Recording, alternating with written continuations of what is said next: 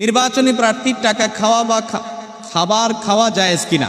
নির্বাচনী প্রার্থীর টাকা খাওয়া এটা জায়েজ নয়, এটা খাওয়ার ঘুষ খাওয়া একই জিনিস। কারণ প্রার্থী যে টাকা দেয়, প্রার্থী যে খাওয়া দেয়, এই খাওয়াটা টাকাটা দেয় এই জন্য যে ভাই ভোটটা আমাকে দিও, যোগ্য হইলেও দিও অযোগ্য হইলেও দিও। তো এটা এক প্রকারের ঘুষ, এটা জায়েজ নাই। এটা যে খায় সে নিজেও হারাম খায়, না জায়েজ খায়। কারণ ঘুষ খায় যদি আপনার মত আপনি চেঞ্জ করে দেন, সঠিক জায়গায় না দেন, আপনি উপযুক্ত ব্যক্তিকে আপনি নির্বাচিত করবেন, ভোট দিবেন, তিনি ভালো হলে তিনি খাওয়াক অথবা না খাওয়াক, বরং আপনি সুবিধা গ্রহণ করবেন, করে তারপরে ভোট দিবেন, তাহলে আপনার এই মতামত বিক্রি করে দিলেন। বাংলাদেশের প্রচলিত আইনেও সেটা অন্যায়, অপরাধ, অবৈধ কোনো লেনদেন, আর শরিয়ার আইনেও সেটা গুনাহের কথা। আমাদের সমাজে দেখা যায় ছেলে 2 লক্ষ টাকা দেওয়ার সামর্থ্য নেই, কিন্তু মেয়ের বাড়ির লোকজন থেকে দাবি করা হয় 10 লক্ষ টাকা মহারণা ধার্য করার।